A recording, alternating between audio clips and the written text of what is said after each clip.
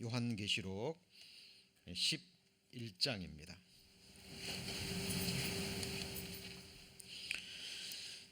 요한계시록 11장 3절 말씀 제가 봉독합니다. 내가 나의 두 증인에게 권세를 주리니 저희가 굵은 베옷을 입고 1260일을 예언하리라. 이는 이 땅의 주 앞에 섰는 두 감람나무와 두 촛대니. 15절입니다. 일곱째 천사가 나팔을 불매 하늘에 큰 음성들이 나서 가로되 세상 나라가 우리 주와 그리스도의 나라가 되어 그가 세세토록 왕노릇 하시리로다 하니. 오늘은 요한계시록 강의 37번째 시간입니다. 오늘은 지난주에 미처 다루지 못한 부분이죠. 바로 두 증인에 관한 말씀을 초반부에 다루고 이어서 오늘 말씀 함께 배우시겠습니다. 하나님으로부터 권세를 받아서 굵은 베옷을 입고 1260일, 그 3년 반이죠. 3년 반 동안 말씀을 증거했던 두 증인은 과연 누구일까요? 오늘 본문에 그 두 증인을 4절에 보시면 두 감람나무와 두 촛대로 말씀하고 계시죠. 광명의 천사로 가장한 사탄과 그의 사역자들이 너무나 많이 있죠. 겉으로 보기에는 훌륭한 신학자요, 훌륭한 목회자요, 설교자로 보일 수도 있지만 실제로 아닌 경우들이 너무나 많습니다. 그들이 성경을 그릇되게 해석함으로 수많은 영혼들을 멸망으로 이끌어가는 것을 보게 됩니다. 특별히 이 두 감람나무, 두 촛대는 이단 교주들이 아주 즐겨 애용하는, 이 말씀을 통해서 사람들을 미혹으로 이끄는 그 구절이기도 합니다. 우리 많이 들어보셨을 거예요. 신앙촌 들어보셨죠? 천부교라고도 하고, 그 박태선이라는 사람이 50년대 60년대 그 즈음에부터 그 당시 우리나라 그 선한 서민들의 그 마음을 훔쳤죠.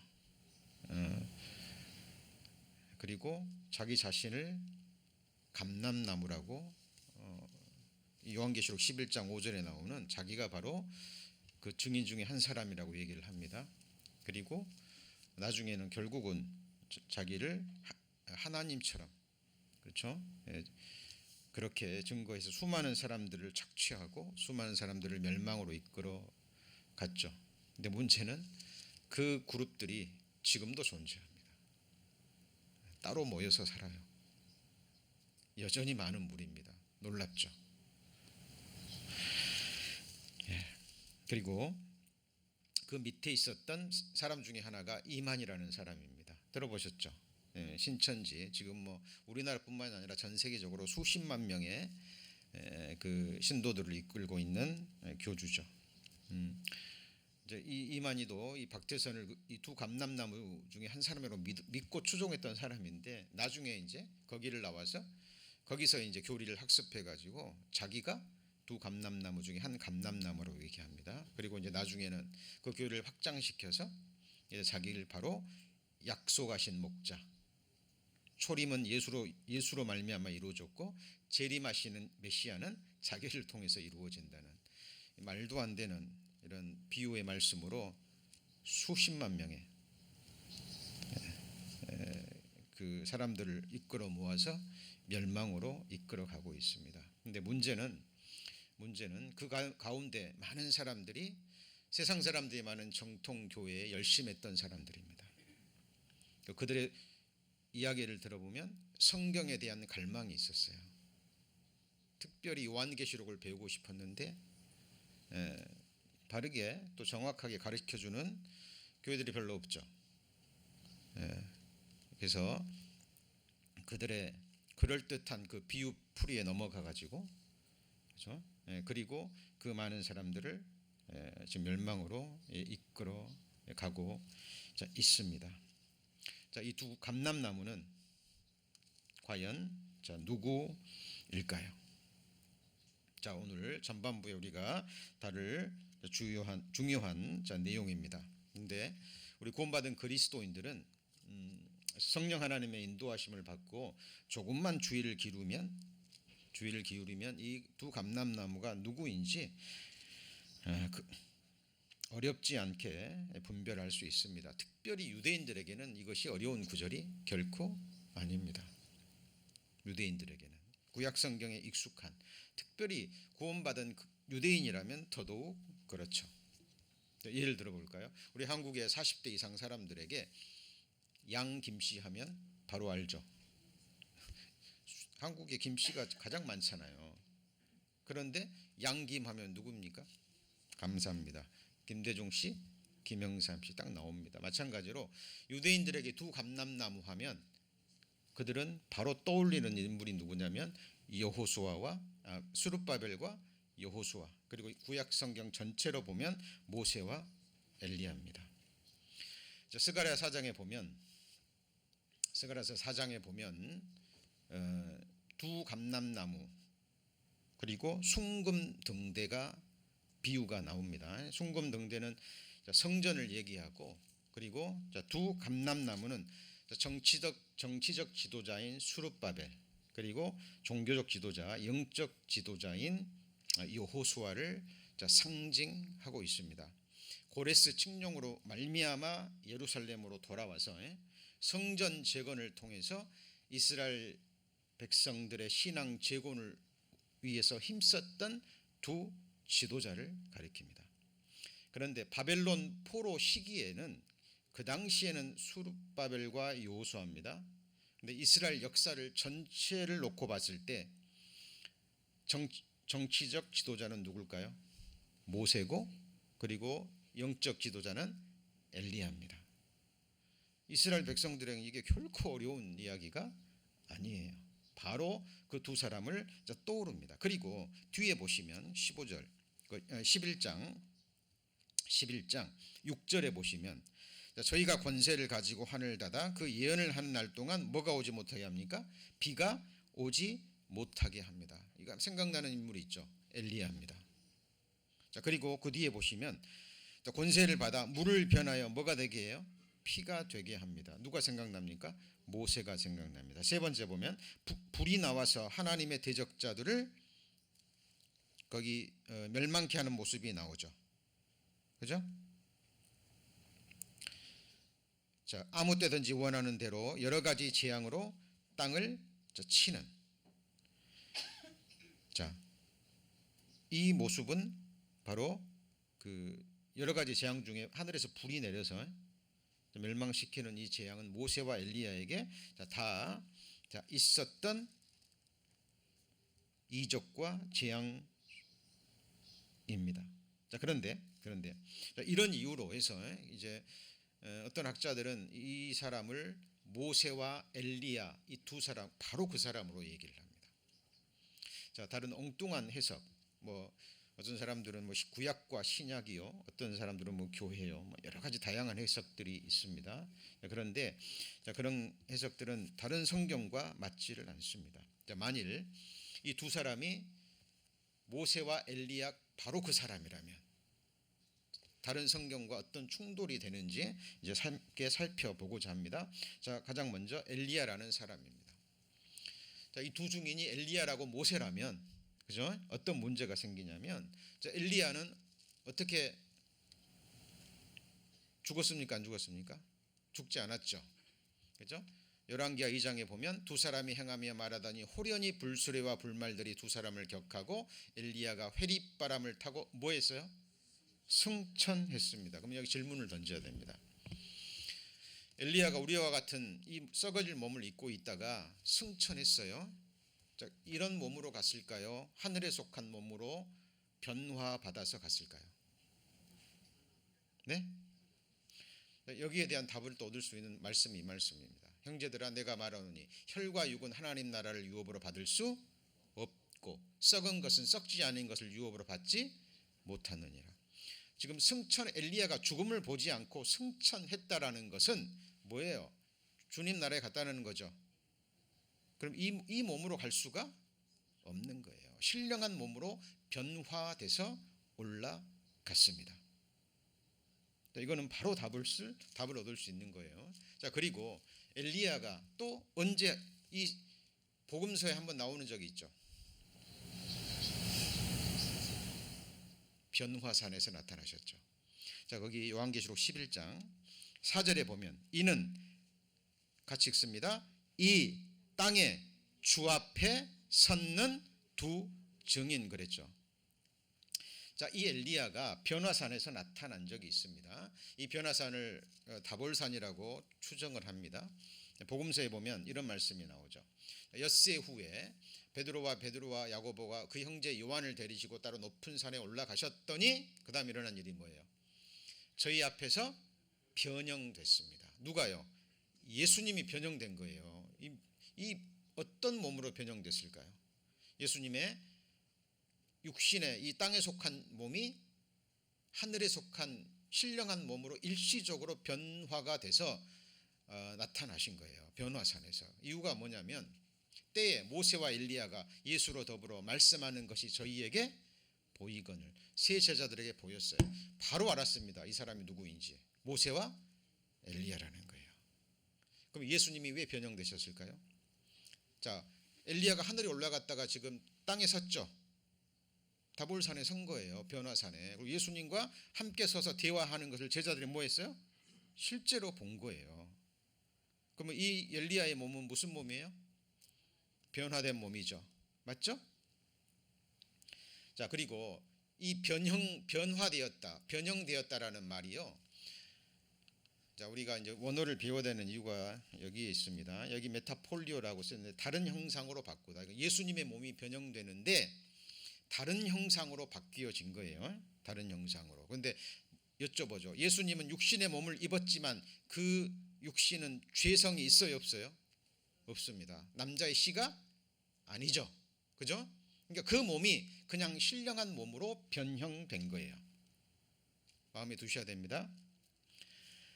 자, 그런데 고린도전서에 나오는, 잘 따라오셔야 됩니다. 자, 보라 내가 너에게 비밀을 말하노니 우리가 다 잠잘 것이 아니요 마지막 나팔에 순식간에 호련히 다 변화하리라. 나팔 소리가 나매 죽은 자들이 썩지 아니할 것으로 다시 살고 우리도 뭐예요? 변화하리라. 오늘 예배 끝나기 전에 주님 오시면 나팔 소리 딱 들리면 우리도 뭐예요? 변화되는데 예수님의 변형과 이 변화는 다른 단어입니다. 자, 이건 뭐냐면 알라소라고 그러는데 뭘 변경해 버려요? 성질까지 변경이 되어 버립니다. 우리 몸은 죄성이 있어요, 없어요? 있습니다. 그래서 우리가 부활의 몸을 입을 때는 죄성이 완전히 사라진 하늘에 속한 예수님과 같은 신령한 몸으로 한순간에 어떻게 돼요? 변화되는 거죠. 자, 이걸 마음에 두셔야 됩니다. 로마서 1장 23절에도 썩어지지 아니하는 하나님의 영광을 썩어질 사람과 금수와 버러지의 형상과 우상으로 뭐 했어요? 이거는 알로소입니다. 그러니까 사람들이 하나님은 어떤 이런 형상이 아니잖아요. 그렇죠? 근데 하나님의 형상을 금수와 버러지의 형상으로 바꿔버렸어요. 성질까지 완전히 바꿔버린 겁니다.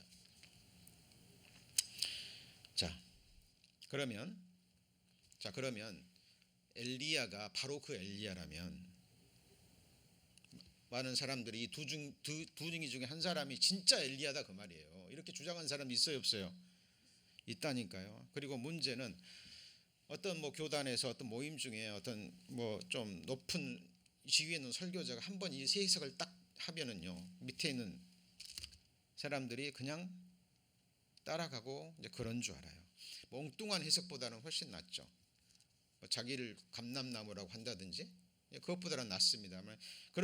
만약에 그렇다면 엘리야가 주님의 하늘에 속한 신령한 몸으로 변화되었다가 다시 썩어질 몸을 입고 다시 와서 우리 지난 시간에 배웠죠. 이 두 증인이 3년 반 동안 증언하고 죽어요, 안 죽어요? 죽죠. 죽고 3일 반 동안 버려져 있다가 다시 부활해서 승천하죠. 그럼 어떻게 되죠? 부활의 몸을 입었다가 다시 썩어질 몸으로 왔다가 썩었다가 다시 말씀에 충돌이 생겨버립니다. 자, 그리고 이제 모세의 경우를 보죠. 자, 모세의 경우는 모세는 죽었습니까? 안 죽었습니까? 죽었습니다. 신명기 34장 5절에 모압 땅에서 죽어 장사됐어요? 안 됐어요? 장사됐다고 얘기를 해요. 느보산에서 가나안 땅을 보기만 하고 들어가지는 못하죠. 자, 모세 죽었죠? 장사됐죠. 근데 조금 전에 변화산에서 나타났어요? 안 나타났어요? 네? 나타났잖아요. 모세와 엘리야가 나타났죠. 이걸 통해서 뭘 할 수 있죠? 모세는 죽었다가 장사했다가 부활 승천하신 거예요. 또 그걸 추정할 수 있는 얘기가 유다서에 천사장 미가엘이 모세의 시체에 대해서 마귀와 다투어 변론한 적이 있습니다. 감히 회방하는 편결을 쓰지 못하고 다만 말하되 주께서 너를 꾸짖으시기를 원하노라 하였거늘 왜 천사장 미가엘이 모세의 시체에 대해서 마귀와 다투어 변론했을까요? 조금 전에 모세가 죽어 장사됐는데 분명히 죽어서 장사됐는데 모세의 묘를 아는 사람이 있어요? 없어요? 왜 없을까요? 없어져 버렸기 때문에 그래요. 왜 없어졌을까요? 왜 모세의 시체에 대해서 마귀와 변론했을까요?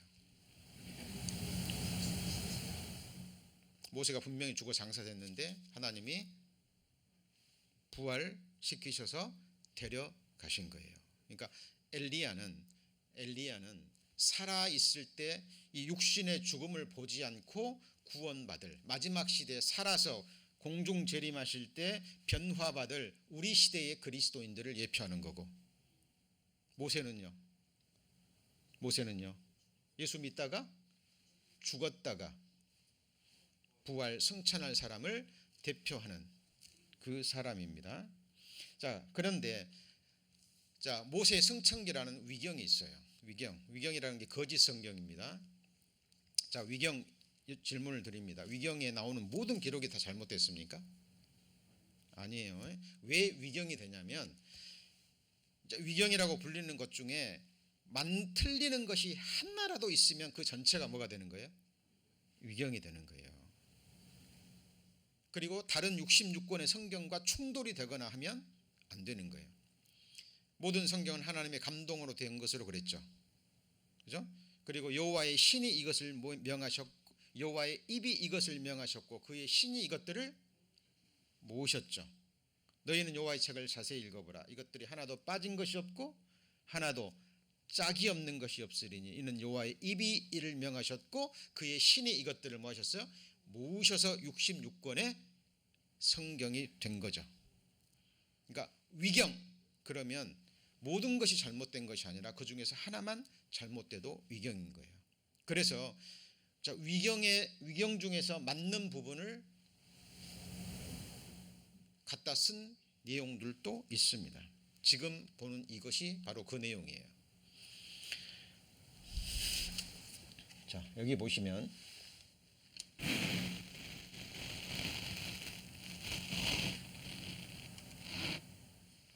자, 선사장 미가엘이 모세의 시체에 대하여 마귀와 변론할 때, 이 부분도 위경에 나오는 겁니다. 어디에 나와요? 조금 전에 배웠잖아요. 천사장 미가엘이 모세의 시체에 대해서 마귀와 다투어 변론하는 이 내용이 어디 나온다고요? 모세의 승천기라는 위경에 나온다니까요. 그러니까 모세의 승천기에 의하면 모세는 뭐 했어요? 부활 승천한 거란 이야기가 되는 거죠. 자, 그러면 보세요. 이제 정리합니다. 여기서 나오는 두 증인은 모세와 엘리야는 아닌데 모세와 엘리야와 같은 역사를 하는 이 마지막 시대 7년 환란 동안에 하나님이 이스라엘 백성들을 하나님으로 이끌게 하기 위해서 세우신 두 지도자, 정치적 지도자와 누구예요? 영적 지도자를 대표하는 사람이라고 할 수 있습니다. 그리고 이에 대한 또 답을 주는 결정적인 말씀이 기록되어 있습니다. 침례 요한이요, 사역할 때 유대인들이 침례 요한에게 질문을 던집니다. 뭐라고 질문합니까? 네가 엘리야냐? 왜 이 질문을 던졌을까요? 이 앞에 보면 네가 그리스도냐? 라고 묻습니다. 그러니까 요한이 뭐라 그래요? 나 아니에요. 그래요. 그럼 네가 엘리야냐? 그래요. 엘리야도 아니라고 얘기를 해요. 왜? 엘리야가 아니니까. 자, 그런데 왜 이 말을 했냐면, 자, 내가 무엇이냐? 내가 엘리야냐? 나는 아니라. 또 묻되 내가 선지자냐? 대답하되 아니라 말하되 그 누구냐? 우리를 보낸 이들에게 대답하게 하라. 그죠? 가로되 나는 선지자 이사야 말과 같이 주의 길을 곱게 하라 광야에서 외치는 자의 소리라고 얘기를 합니다. 그런데 왜 이 말을 했냐면요, 말라기서에 이런 말씀이 있습니다. 보라, 여호와의 크고 두려운 날이 이르기 전에 내가 선지 엘리야를 너희에게 보내리니 그랬죠. 예언의 말씀이에요. 선지자 엘리야를 보낸답니다. 근데 그가 하는 일이 뭐예요? 그가 아비의 마음을 자녀에게로 돌이키게 하고 뭐하게 한다는 거예요? 회개시킨다 그 말이에요. 자, 돌이킨다는 건 뭐죠?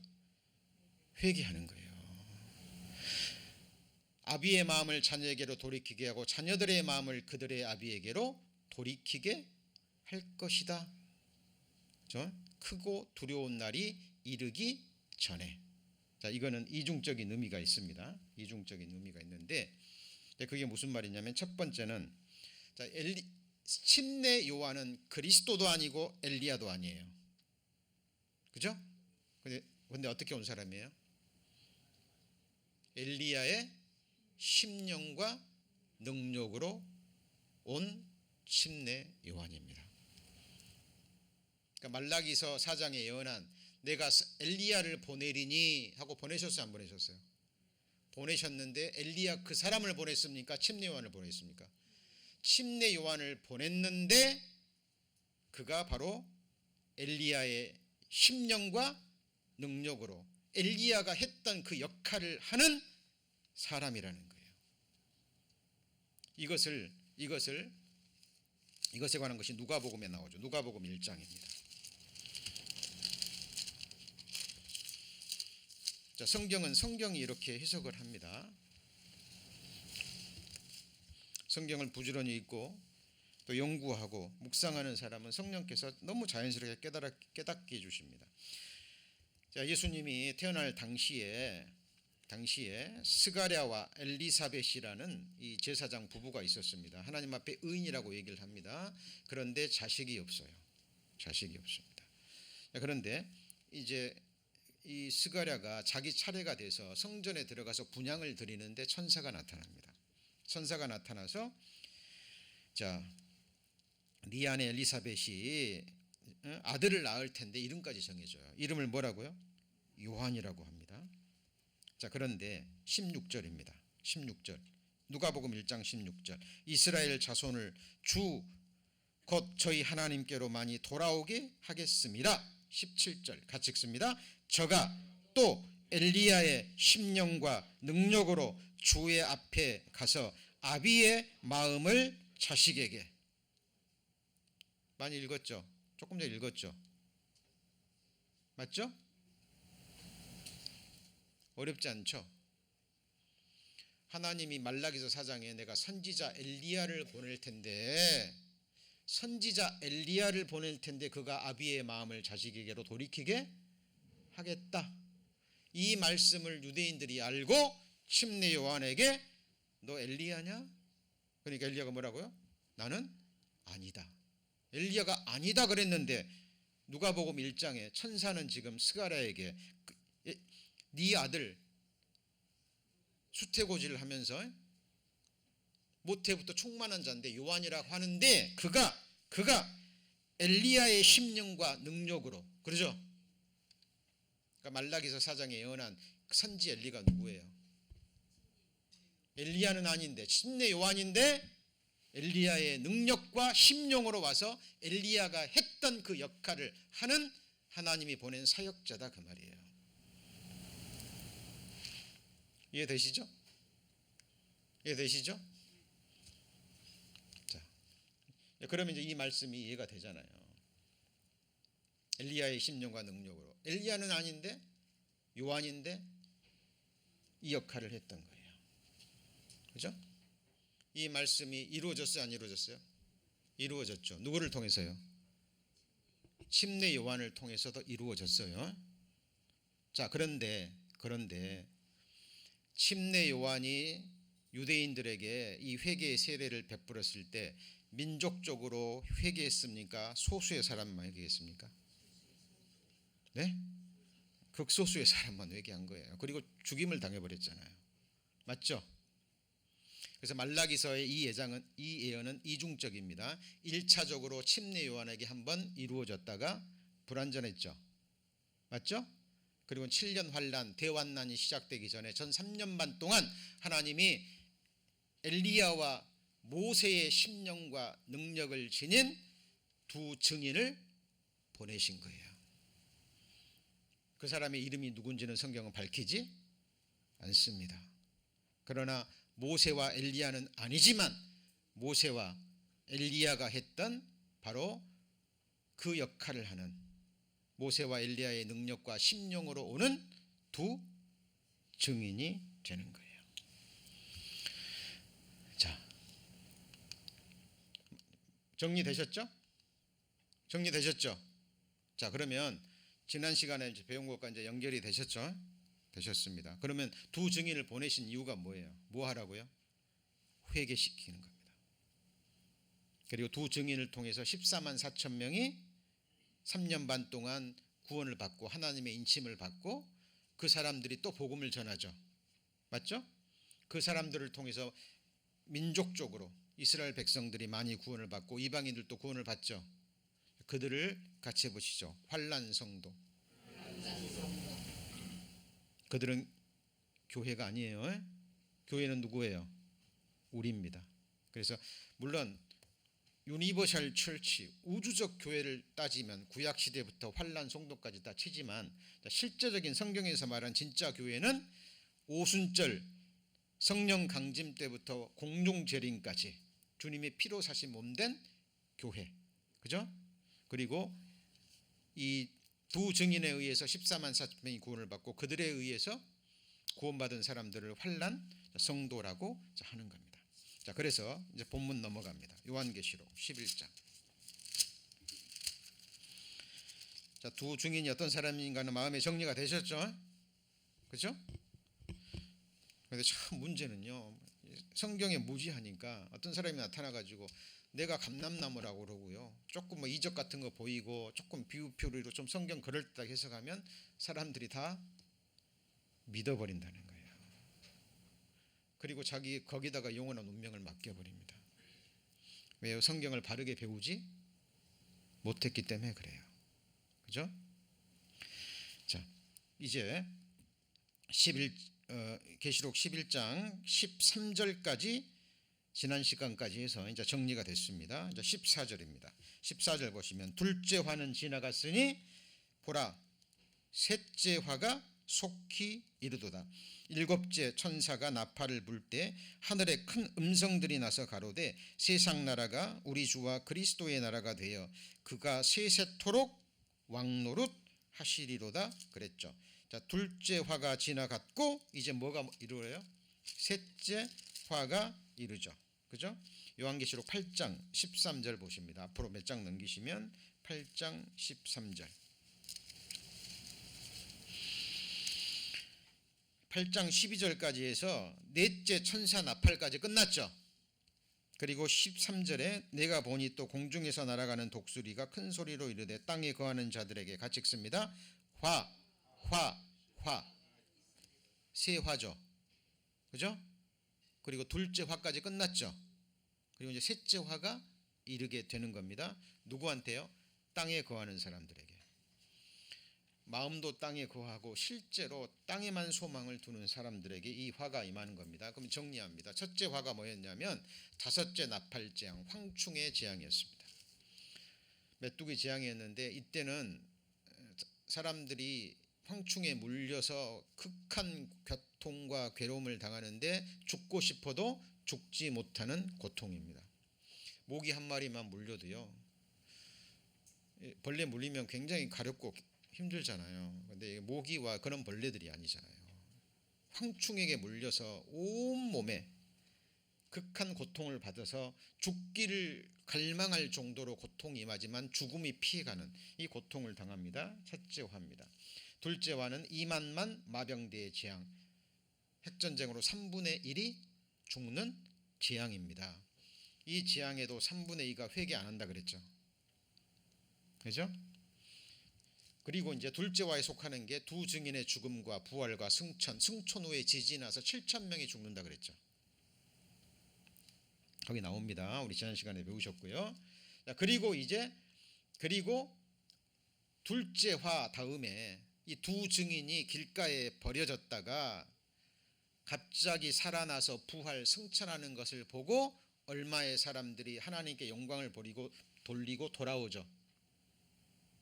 두 증인이 증거한 게 뭐였을 것 같아요? 예수 그리스도와 그의 복음과 부활과 승천이잖아요. 그죠? 예수님의 12 제자들이 뭐 증거했어요? 예수님 부활하셨다. 죽음으로 끝이 아니다. 하나님이 세상을 이처럼 사랑하사 독생자를 보내셨으니 이는 저를 믿는 자마다 뭐하지 않고요, 멸망치 않고 몰려 영생을 얻게 하려 하심이라. everlasting life입니다. 그죠?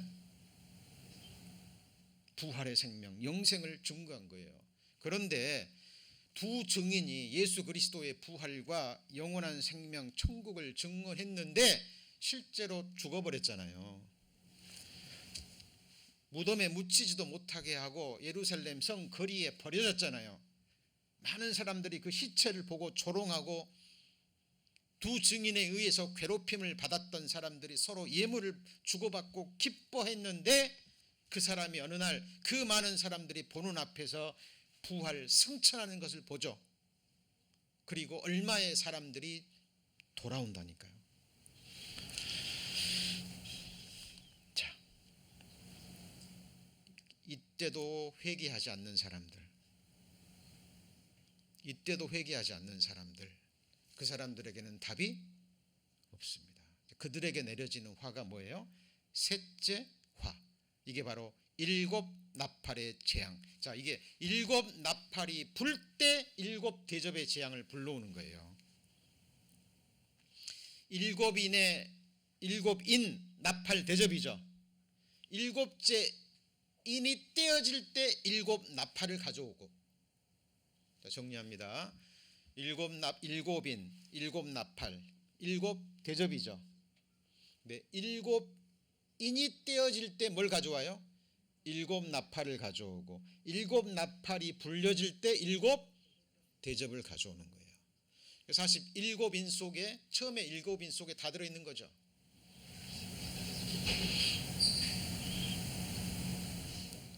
수학 시간에 집합 배우셨죠?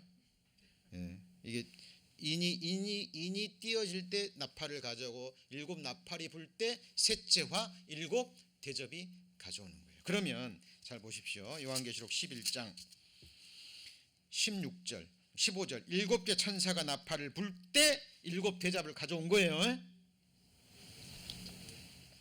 큰 음성들이 나서 가로되 세상 나라가, 같이 읽습니다, 우리 주와 그 그리스도의 나라가 되어 그가 세세토록 왕노릇 하시리로다 하니. 자, 이것이요, 이 일곱 대접의 재앙은 요한계시록 16장에서 19장까지 자세하게 나와 있어요. 자세하게 나와 있는데 11장 후반부에는 핵심적인 것만 기록되어 있습니다. 자, 그런데 18절 보세요. 왕노릇 한다니까 18절 이방들이 뭐하죠? 이방들이 뭐예요? 분노합니다. 예수 그리스도가 이제 천년도록 왕노릇할 뿐만 아니라 세세토록 왕노릇한다 그러니까 땅에 속한 사람들이 예수 그리스도가 왕되기를 원치 않는 사람들이 뭐해요? 분노해요. 왜? 자기들의 왕은 적 그리스도거든요. 여러분 지금도 사탄 섬기는 사람 있는 거 아시죠? 귀신들도 하나님 계신 거 믿고 떱니다. 그러니까 이런 사람들이 있는 거예요. 아예 하나님을 찾지 않는 사람들이 있어요. 완전히 육에 속한 사람들, 영적인 거에서는 아예 관심도 없고 무지한 사람들, 그냥 이 세상에 다예요. 그래서 무신론자들 그냥 하나님 없다, 성경 얘기하면 도대체 관심이 없어요. 그런데 하나님 계신 거 알고 믿지 않는 사람들이 있습니다. 왜요? 마음에 안 드니까. 이런 하나님이라면 나는 안 믿겠다는 거예요. 자, 귀신들이 하나님 계신 거 알아요, 몰라요? 알고 믿고 떱니다. 사탄 섬기는 사람들도 진짜 실제한다는 건 아니까 섬기는 거예요. 성경에 보면 그러잖아요. 정능자가 우리를 위해서 무엇을 하실 수 있나이까? 우리를 떠나소서. 그러니까 성경에 있는 것들을 조목조목 따져가면서 이런 하나님 믿지 않겠다는 거죠. 그래서 실제로 자기 눈앞에서 부활 승천하는 걸 보고도 회개하지 않고 3분의 1의 사람들이 하나님의 심판을 받아 죽는 것을 보고도 뭐 하지 않아요? 회개하지 않습니다. 이것이 마치 뭐와 같냐면요, 그 고라 자손들이 반역했을 때 땅이 갈라져서 많은 사람들이 죽잖아요. 그걸 보고 두려워하고 하나님께 돌아온 사람도 있지만 그것을 보고 오히려 모세와 아론을 대적하는 사람들이 또 있었어요. 또 죽죠. 그래서 자, 이것도 마찬가지입니다. 이방들이 분노합니다. 예수님이 왕되기를 원한다 하니까 분노해요. 그리고 진노가 임하여 죽은 자들을 심판하시며 종 선지자들과 성도들과 또 대로 무소하고 18절입니다. 주의 이름을 경외하는 자들에게는 상을 주십니다. 그러나 땅을 망하게 하는 자들을 멸망시킬 때, 이때가 바로 섞인 것이 없는 하나님의 진노의 포도주 잔을 쏟을 때, 포도주 심판의 틀을 밟을 때입니다. 그러면 셋째 화 속에 들어가는 사람은 이제 완전히 멸망당하기로 작정된 사람들에게 쏟아지는 하나님의 마지막 진노가 되는 거예요. 이것이 어디에서 일어나요? 이 땅 위에서 일어나는 거예요. 여러분, 그 징조들을 우리는 지금 피부로 체험하고 있습니다. 실제로. 자, 그런데 19절 보시죠. 19절. 자, 이에 하늘에 있는 하나님의 성전이 뭐하죠? 열립니다. 성전 안에 하나님의 언약궤가 보이며 또 번개와 음성들과 뇌성과 지진과 뭐죠? 큰 우박이 있더라. 그러니까 7 대접의 심판의 핵심적인 내용을 간략하게 설명해 놓고 이 구체적인 대접의 재앙은 16장에서 19장까지 구체적으로 다시 설명하고 있는 거예요. 예를 볼까요? 16장 17절. 16장 17절. 일곱째가 그 대접을 공기 가운데 쏟음에 큰 음성이 성전에서 보좌로부터 나서 가로되 되었다 하니 번개와 음성과 뇌성과 큰 지진이 있어 어찌 큰지 사람이 땅에 있으므로 이같이 큰 지진이 없었더라. 이 지진이 얼마나 크냐면 20절에 각 섬도 없어지고 그 다음에요, 산악도 간데도 없더라. 중수가 한 달란트나 되는 큰 우박이 하늘로부터 떨어져서 사람들이 그 박제로 인하여 하나님을 뭐하죠? 회방하니 그 재앙이 심히 크미로라. 도대체 지진이 얼마나 크면 산악이 없어져 버릴까요? 에베레스트 산맥, 안데스 산맥, 이런 큰 산맥들이 어떻게 본다고요? 사라져 버려요. 이걸 뭘 말하는 걸까요? 히브리서 1장에 지구가 옷처럼, 땅이 옷처럼 갈아입는 이에요. 그러니까 예수님이 공중 재림 마지막 7대접 중에서 7번째 대접을 쏟으시면서 마지막 아마겟돈 전쟁과 함께 이 세상을 불로 완전히 심판하시면서 이 지구를 다시 재편하시는 겁니다. 그래 에덴 동산처럼 옥처럼 갈아입히시고 이 땅에서 1000년 동안 뭐 하시죠? 왕 노릇 하시는 거예요.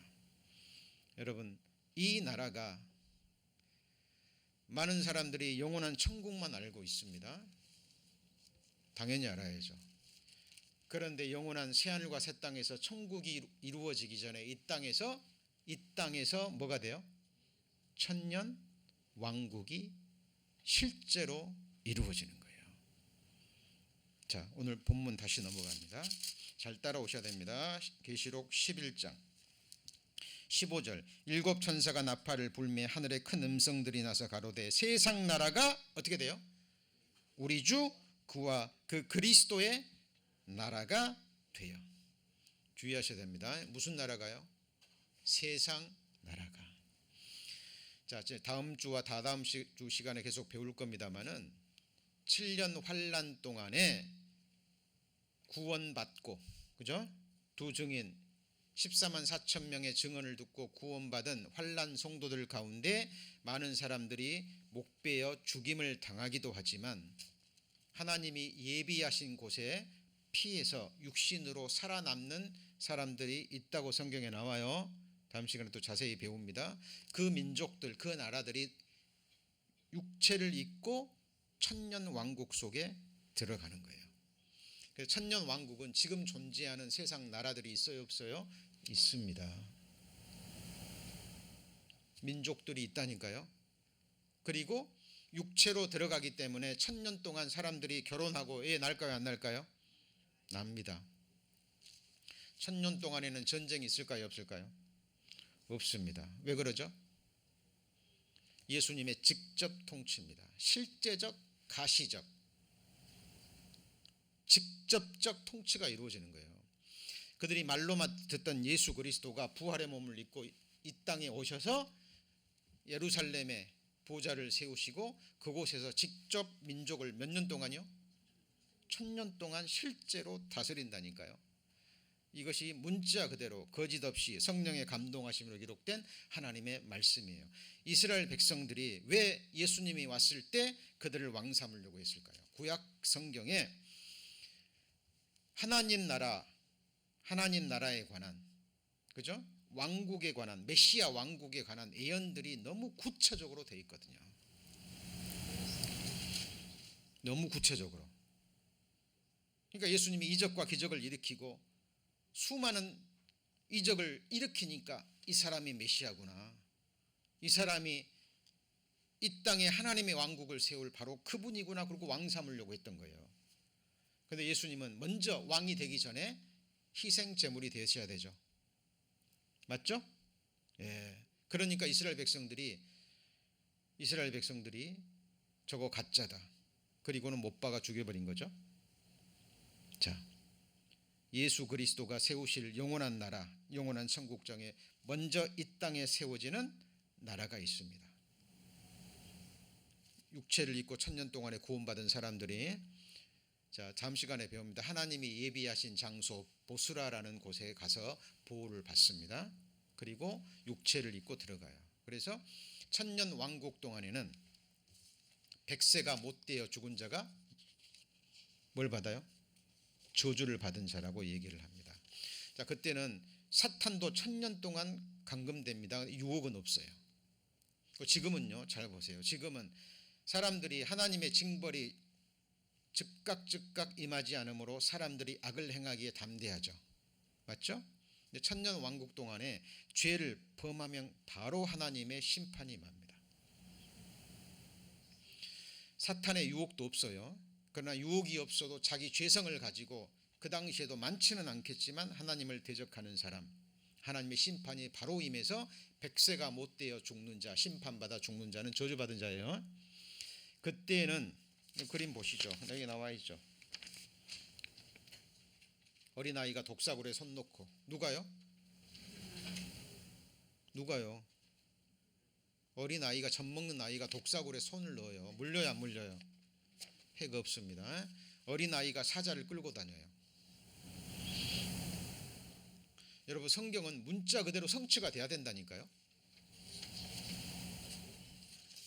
성경에 이스라엘 백성들이 하나님을 대적하면, 불순종하면 같이 볼까요? 아들의 고기를 먹으며 딸의 고기를 먹을 것이다. 그게 비유입니까? 실제적인 예언입니까?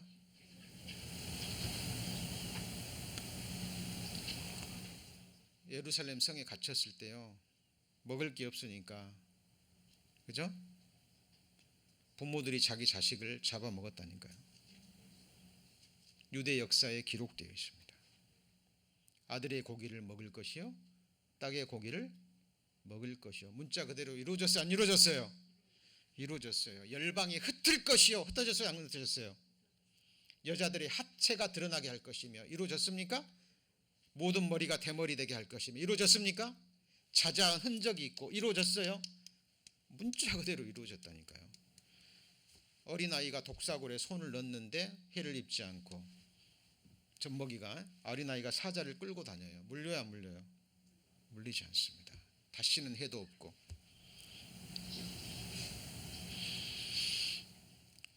전쟁 무기를 가지고 농기구를 만들 것이고, 다시는 전쟁을 연습하지 아니하리라. 그 말이 얼마나 마음에 와 닿는지 모릅니다. 지금 러시아가 우크라이나 딱 전쟁 일으키니까요, 그죠? 독일 같은 데서 엄청난 지금 국방비를 쏟아넣죠. 여러분, 독일이요, 무서운 나라입니다. 잘 아시죠? 그죠? 지금 전쟁 연습하는 나라가, 하지 않는 나라가 없어요. 천년 왕국 되면 믿지도 않고 욕할 때나 사용했던 예수 그리스도가 부활의 몸을 입고 진짜 임하셔서 예루살렘에 하나님의 그 보좌에서 이 땅을 몇 년 동안이요? 1000년 동안 다스린다니까요. 이것이 바로, 같이 해보죠. 세상 나라가 우리 주와 그 그리스도의 나라가 돼요.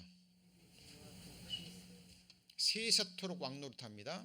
1000년 동안 왕노릇하고, 그 다음에 이 세상을 완전히 없애버리고 새하늘과 새 땅을 만들어서 세세토록 어떻게 해요? 왕노릇할 것이다. 그때 우리는 뭐합니까?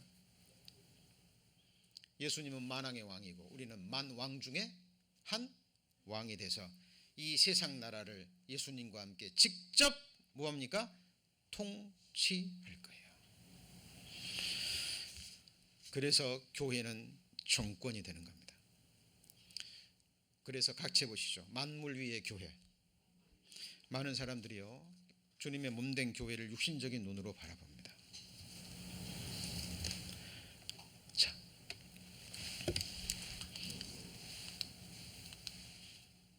세상 나라가 우리 주 그리스도의 나라가 돼요. 자, 보십시오. 하나님이 아담과 하와를 창조하시고 왕권을 주셨죠. 모든 생물을 뭐하라고요? 다스리라. 다스리라 그랬죠.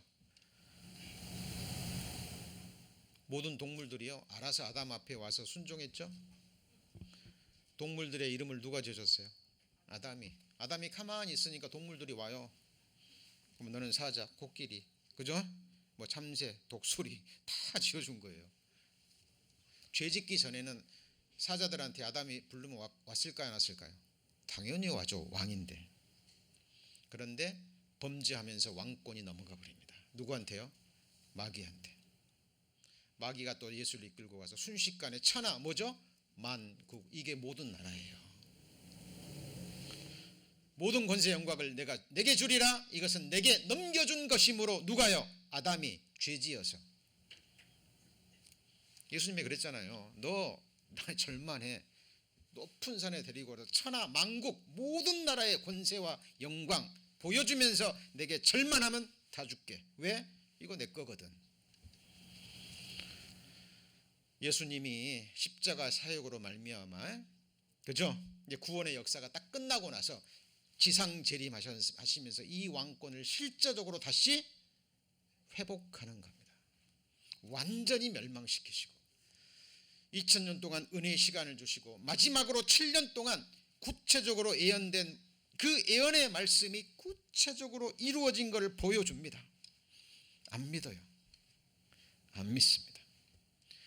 점쟁이가 과거 조금 마치고 미래 얘기하면 꼼짝없이 당하잖아요. 다 지키잖아요.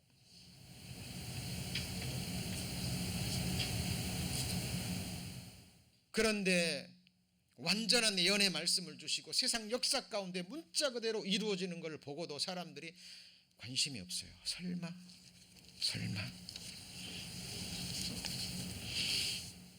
우리 몇 주 전에 배웠잖아요. 마지막에 온역이 동물들을 통해서 온다 그랬죠. 지금 뭐 원숭이 두창병인가가 또 뭐 심각하게 퍼지고 있다고 하죠. 치사율은 10%가 넘는다고 합니다. 자, 하나님의 전신갑주를 입어야 됩니다. 왜냐하면 세상 주관자들, 세상 나라의 주관자들이 누구예요? 사탄 마귀 악한 영들입니다. 자, 여기 히브리서 1장에 뭐라 그랬죠? 오직 주는 영존할 것이요 다 옷과 같이 낡아지리니 그 다음에요 의복처럼 갈아 입을 것이요. 뭐가요? 땅과 하늘이. 지금 지구가 낡아졌어요? 안 낡아졌어요? 낡아졌죠? 낡아졌죠? 이제 의복처럼 뭐 한다고요? 갈아입습니다. 언제 갈아입어요? 예수님이 지상 재림하면서 마지막 전쟁과 함께 이 세상을 완전히 불러 녹여서 재편성합니다. 이때 지진이 일어나서 산악독 한데 없어요. 기억하십시오. 하나님은 전지전능하신 분, 말씀 한마디로 우주 만물을 창조하신 분이에요. 신앙생활 하면서 정말 하나님 앞에 가서 정말 묻고 싶어요. 왜 사람들이 자기를 지으신 하나님을 찾지 않을까?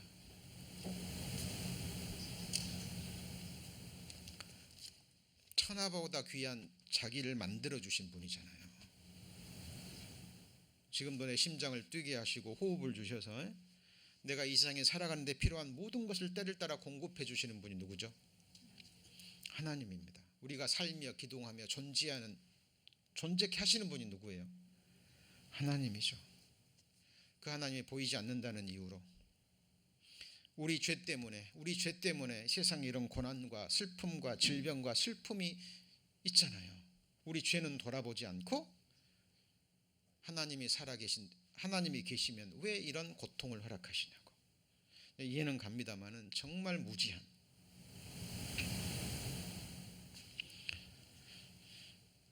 하나님 말씀대로 이루어질 겁니다. 이사야 9장 6절 7절 한 아기가 우리에게 낳고 한 아들을 우리에게 주신 바 되었고. 이거 이루어졌죠. 하나님이 한 아들을 우리에게 주셨습니까? 주셨죠. 하나님이 세상을 이처럼 사랑하사 독생자를 주셨죠. 이루어졌죠.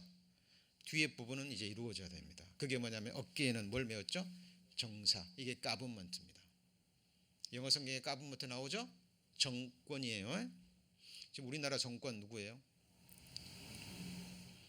윤석열 정권이라고 합니다. 그 전에는요 문재인 정권, 권세가 주어졌어요. 국민으로부터 권세가 주어졌기 때문에 법이 허용되는 범위 안에서 맘대로 해요. 정권이라는 겁니다.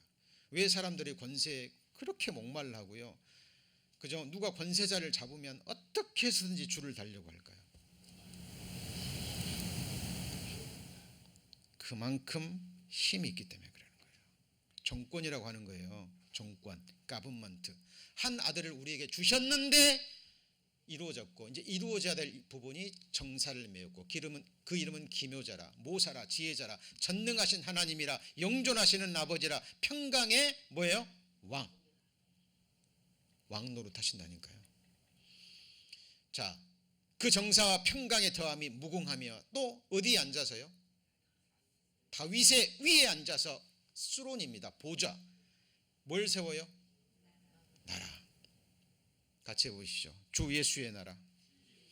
이게 하나님 나라예요. 그러니까 많은 사람들이 하나님 나라 그러면 막연하게 생각하지 마십시오. 우리가 이 세상에 살아가면서 나라라는 개념 아시잖아요. 나라가 되려면 주권, 통치자가 있어야 됩니다. 역사적으로도 통치자가 있어야 돼요. 정권이 있어야 돼요. 그리고 땅이 있어야 돼요. 그다음 누가 있어야 돼요? 백성이 있어야 됩니다. 하나님 나라 정권이 있어야 돼요. 백성이 있어야 돼요. 그리고 땅이 있어야 돼요. 다윗이 앉아서는 그 나라를 굳게 세우고 자금 이후 영원토록 공평과 정의로 그것을 보존하실 것이라. 이것이 바로 다니엘서 7장에 나오는 그 지극히 높으신 성도들이 같이 해보시죠. 나라를 얻으리니 그 누림이 영원하고 영원하리라. 여러분, 천국이 막연하면 우리 신앙생활 못합니다.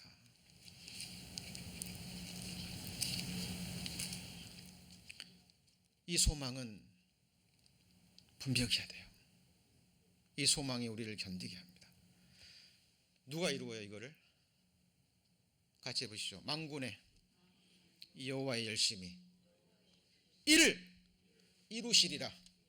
이 나라가 어디서 이루어져야 됩니까? 먼저 이 마음에서.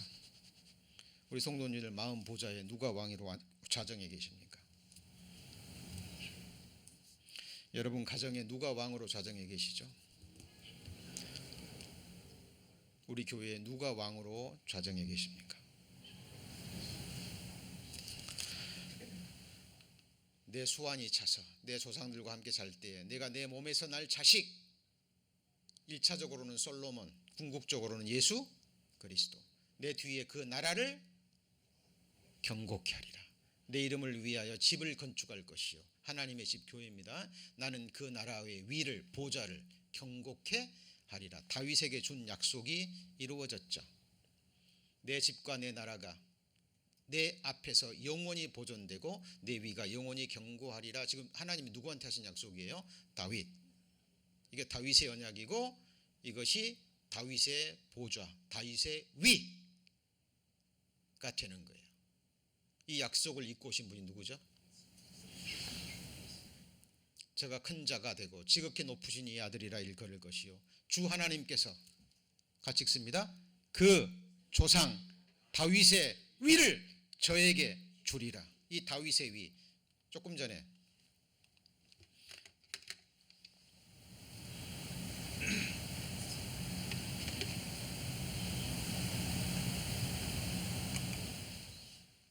다윗의 위 보이죠? 다윗의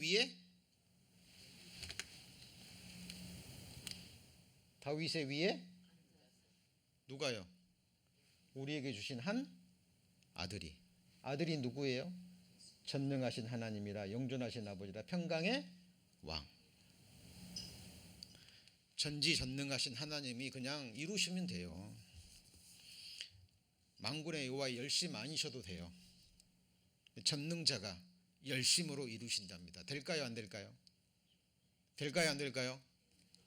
되고 말고요. 되고 말고요. 그래서 저가 큰 자가 되고 지극히 높으신 이 아들이라 일컬을 것이요 주 하나님께서 그 조상 다윗의 위를 저에게 주리니 찬송하리로다. 오는 조상 뭐라고요? 다윗의 나라예요.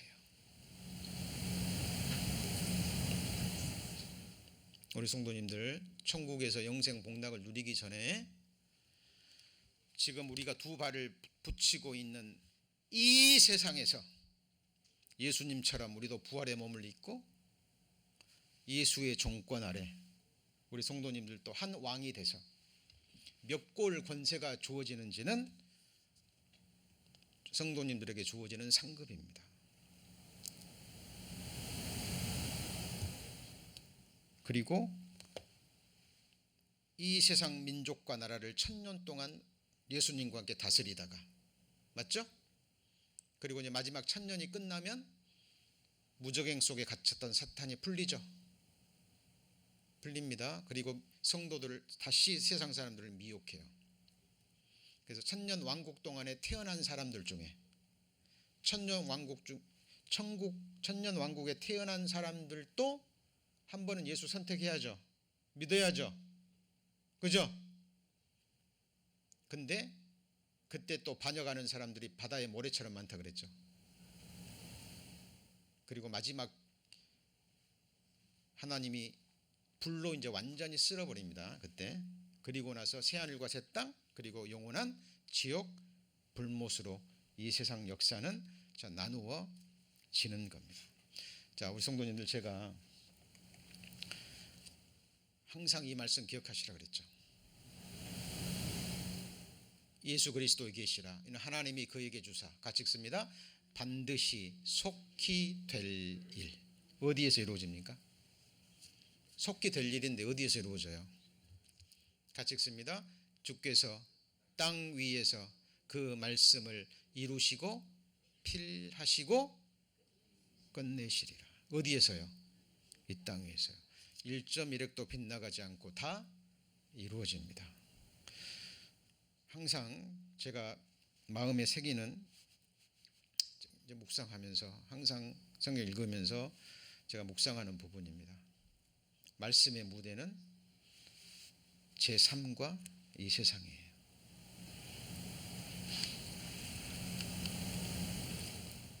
하나님이 개미에게로 가서 지혜를 얻으라 그랬죠.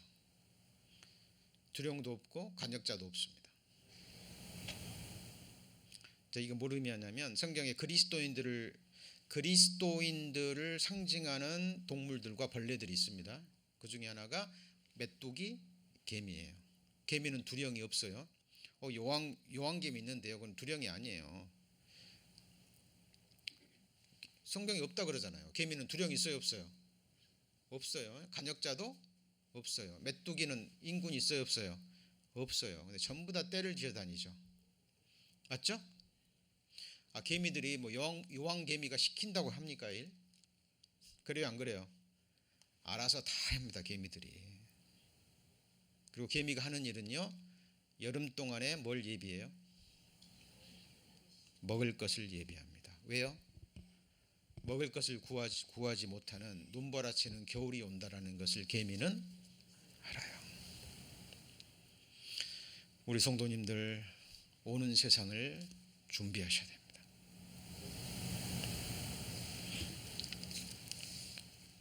주님의 나라가 다가오고 있습니다.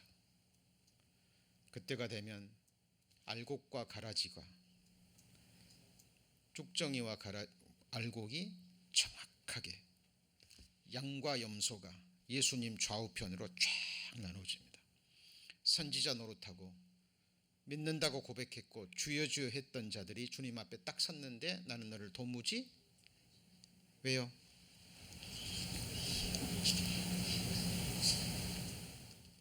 베드로가 예수님이 자기 씻으려 했을 때 씻지 못하겠죠. 예수님이 뭐라 그래요? 내가 너를 씻기지 않으면 너와 나는 상관이 없느니라.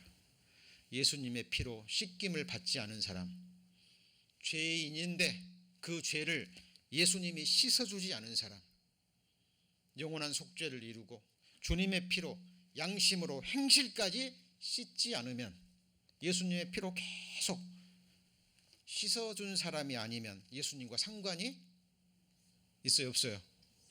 없습니다. 여러분, 이 나라가 지금 다가오고 있습니다. 성도님들, 지금 제가 수요 말씀 때도 잠깐 얘기를 했지만 요즘 너무나 가짜 뉴스들이요 판치고 있습니다. 도대체 뭐 뉴스를 들어도요, 이게 진짜인지 가짜인지 뭘 믿어야 될지, 이유 중에 하나가요, 이 유튜브라는 것이 생겨나가지고 이게 수많은 개인 방송, 자기 주관에 따라서 막 여러 방면에서 이 얘기를 하니까요, 사람들이 혼미 속에 빠져버립니다. 뉴스가 아니에요. 여러분, 복음을 영어로 하면 뭐죠? good 뉴스입니다. 제가 오늘 하나님 나라, 이거 무슨 뉴스예요? good 뉴스입니다. 우리의 소망이요, 팩트를 바탕으로 하지 않으면 소망이 아니에요. 팩트를 다른 말로 하면 뭐예요? 사실. 어려운 말로 하면요, 같이 해보시죠. 진리. 거짓이 아니라는 거예요. 우리가 받은 말씀, 우리가 받은 영생과 하나님 나라에서의 영원한 소망은 팩트 위에 세워진 산 소망입니다.